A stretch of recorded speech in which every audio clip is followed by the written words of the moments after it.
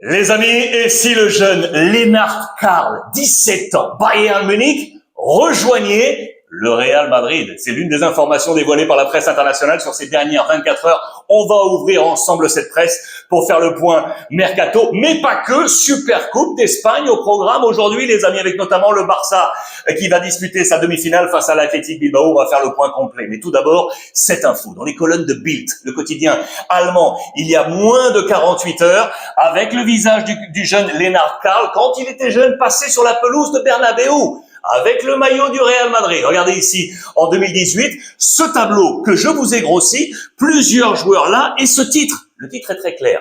À quel âge est-il préférable d'opérer un tel transfert? Bayern dans l'énorme Real Madrid. Regardez la liste de ses compatriotes prédécesseurs depuis les années 70, avec Netzer, le blond ici, qui avait rejoint le Real. Il avait 28 ans. Et chronologiquement, regardez la liste, jusqu'à Rüdiger, le dernier qui a rejoint le Real Madrid en 2022 à l'âge de 29 ans. On passe par Breitner, 22 ans, Stilicke, 30 ans, Bernd Schuster, 28 ans, Bodo Illner, le gardien des années 90, ici à 29 ans, Metzelder, les défenseurs centrales, 26 ans, Mesut Özil, bien évidemment, 21 ans, Sami Khedira, 23 ans, Toni Kroos, la star, qui avait 24 ans. Vous voyez que c'est assez varié, mais 17 ans, les amis. 17 ans. Est-ce que vous le verriez quitter le Bayern pour rejoindre le Real Madrid? C'est une possibilité et j'attends vos commentaires, bien évidemment. En parlant de transfert et de ces postes sur les couloirs du côté du Real Madrid, ça vous ramène logiquement à cette info ou rumeur circulée sur ces dernières 48 heures avec le père Vinicius, qui aurait la possibilité éventuellement de rejoindre Chelsea si Chelsea met sur la table 160 millions d'euros. Je vous en ai parlé hier dans la presse notamment catalane. Regardez, les copains de Score 90 sur les réseaux sociaux nous ont remis le ranking éventuel. Si c'était la vente opérée, les 5 plus grosses ventes de l'histoire du football. Toujours avec Neymar, avec le Paris Saint-Germain, 2017-2018, 222 millions d'euros. Kylian Mbappé, 180. Et ici, Alexander Isaac, Liverpool, 145. Et puis, souvenez-vous de Coutinho. Ça date un petit peu déjà. 17-18 pour 135 millions d'euros. Ça nous ferait une attaque à Chelsea, 100% Brésil. Avec Vinicius sur le côté gauche, Pedro et Estevao. Je reparle de Chelsea à suivre avec l'arrivée, vous le savez, de Rosseigneur. En attendant, ce soir, ça y est, première demi-finale de la Super Coupe d'Espagne du côté du Moyen-Orient avec des superstars. Marca et As. Regardez les 4 mêmes visages d'ailleurs sur les 2 quotidiens, avec Lamine Yamal, avec Williams, avec Julián Álvarez et avec Vinicius. Tiens, toujours avec le maillot du Real Madrid, bien évidemment, pour lancer cette grande épopée. Mais attention, sans Kylian Mbappé. Je vais y revenir, c'est l'info qui est tombée là. Il y a moins de 24 heures. Le premier titre de l'année va se disputer. La première demi-finale est ici entre Barcelone et l'Athletic Bilbao. Je vous ai remis le top 10 de la Liga actuelle pour voir où sont présentes ces 4 équipes de demi-finale. Barcelone leader, le Real à la 2e place, l'Atlético face au Real à la 4e place. Et regardez où est l'Athletic Bilbao, 8e place. L'Athletic est en train de perdre un petit peu la bonne cadence qu'ils avaient trouvée, notamment la saison passée. Regardez, les 10 derniers matchs, toutes compétitions confondues. Vous voyez que c'est plutôt montagne russe pour Ernesto Valverde, l'ancien coach du Barça. Et on a perdu de l'allant. Alors qu'en face, du côté du Barça, vous le savez, regardez, ils sont lancés pleine balle avec Pedri, direction la finale. 8 matchs consécutifs, toutes compétitions confondues en vert, 8 victoires, que continue la série triomphale. Attention, Ter Stegen, finalement sorti du groupe au dernier moment. Vous savez que Joan Garcia sera le gardien titulaire, mais Ter Stegen n'est pas finalement dans cette composition d'équipe possible. Attention, avertissement d'Hansi Flick en conférence de presse pré-match, il a dit: si on commet les mêmes erreurs que lors du match de championnat dans le derby face à l'Espagnol Barcelone, certes on s'est imposé, mais les 80 premières minutes ont été ultra difficiles, on va être en difficulté. Plusieurs questions, notamment sur Cancelo. S'il arrive, on va tous être heureux. Je vais y revenir sur Joao Cancelo. Vous allez voir qu'il devrait arriver normalement ce vendredi. Joan Garcia sera donc bien titulaire dans les buts. Et puis, un point sur Araujo, défense centrale, Cancelo latéral. Araujo, on compte sur lui pour retrouver cette pleine forme, pour donner de l'allant à cette défense du FC Barcelone. Voici les compositions d'équipe probables. Attention, Lamine Yamal, petit coup de frayeur. Lors du dernier rentraînement, il est sorti sur la pelouse et puis il s'en est retiré. Quelques gènes, mais vraisemblablement, il devrait bien être ici, vous le voyez, dans la composition d'équipe probable, avec Lewandowski et Rafinha, devant Fermin, double passeur décisif lors du dernier match face à l'Espagnol, Eric Garcia, Pedri titulaire, Koundé, Balde, Koubarsi, Gérard Martin et Joan Garcia. Regardez à noter du côté de l'Athletic Bilbao, les deux frères Williams seraient titulaires. Iñaki et Nico Williams sur les deux côtés. On aura un duel de gardiens, bien évidemment, avec, vous le savez, Unai Simón, le gardien numéro 1 de la sélection espagnole de Luis de la Fuente. Pour l'instant, Joan Garcia n'est pas dans ses plans. C'est un face-à-face pour dire toc toc. Je veux également une place pour la prochaine Coupe du Monde avec l'équipe espagnole. Ça sera l'un des super duels de cette première demi-finale. Puis en marche, bien évidemment, on est en train de suivre, je vous l'ai dit, l'arrivée de Cancelo qui a donné son OK.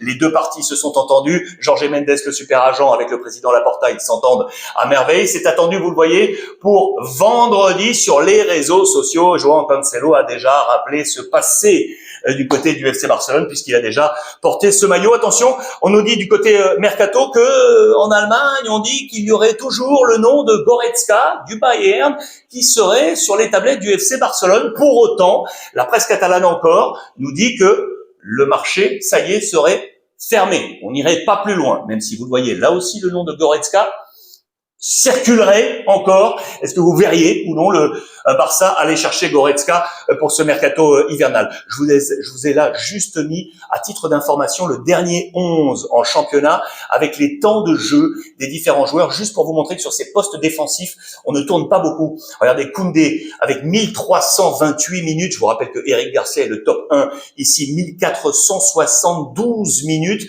Beaucoup de joueurs en défense, ça ne tourne pas assez. Voilà pourquoi Hansi Flick voulait absolument aller chercher des ressources sur le plan défensif. Le Real jouera demain, les amis. Le voyage a été opéré. Beaucoup à gagner, mais également beaucoup à perdre. Vous le savez, pression sur Xabi Alonso toujours. Dani Carvajal, capitaine, devant tout le groupe du Real Madrid, sauf Kylian Mbappé. C'est tombé, il n'est pas dans le groupe, toujours entre cotons. Il reviendra dans les prochains jours. Huysen, lui, est bien là. Il fera partie du groupe de Xabi Alonso, aligné tout comme, bien évidemment, Gonzalo Garcia, buteur numéro 9. Je vous ai mis ça, c'était sur les réseaux sociaux, juste pour vous donner et vous rappeler que les trois joueurs de la Fabrica, l'équivalent de la Masia du côté du Barça, ont marqué lors du week-end dernier avec le Real Madrid. Ça fait du bien aux supporters de voir que les jeunes de la maison marquent avec Fran Garcia, avec Asensio et avec Gonzalo Garcia, pour vous montrer également éventuellement cette nouvelle idée de l'équipe d'Espagne qu'on verra sans doute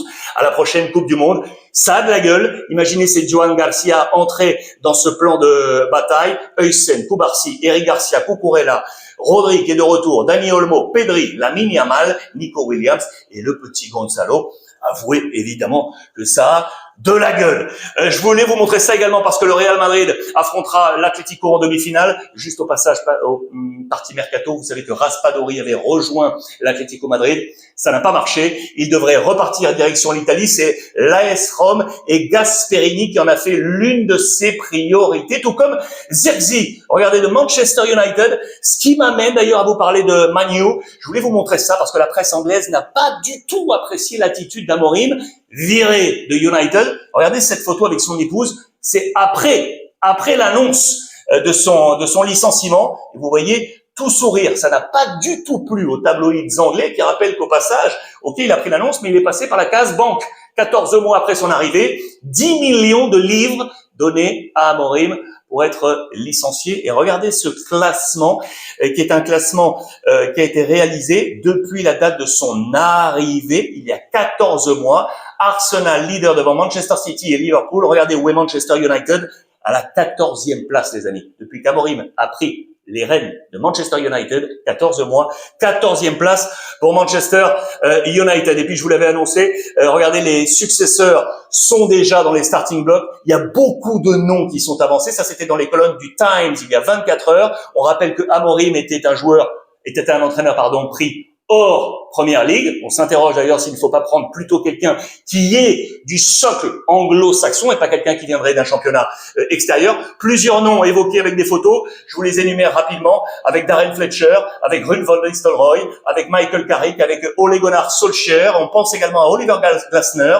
On pense à Gareth Southgate, Thomas Tuchel, Pochettino, Enzo Maresca, McKenna ou encore Xavi. Les amis, l'ancien du Barça, c'est noté ici, affaire à suivre. Et puis pour terminer, je vous en ai parlé tout à l'heure avec Rosseigneur qui arrive donc en provenance de Strasbourg dans l'univers des Blues et à Chelsea. Voici quel pourrait être son plan d'attaque probable donné par les colonnes de la Gazzetta dello Sport qui relancerait notamment Palmer juste ici derrière les attaquants avec plus d'espace pour Estevao. Est-ce que le père Vinicius sera dans ce 11? On est bien évidemment toujours au conditionnel et avec le sourire accroché. Voici quel pourrait être le visage de ce nouveau Chelsea. Dites-moi ce que vous en pensez, les amis. J'attends tous vos commentaires sur cette revue de presse en ce mercredi. C'est le jour des Schtroumpfs. Je vous embrasse très très fort. Je sais qu'il neige énormément du côté du continent, du côté du territoire national français. Prenez soin de vous, faites attention et dites-moi ce que vous pensez notamment de cette info. Lennart Karl vers le Real Madrid. Qu'en pensez-vous? Je vous embrasse, passez une bonne journée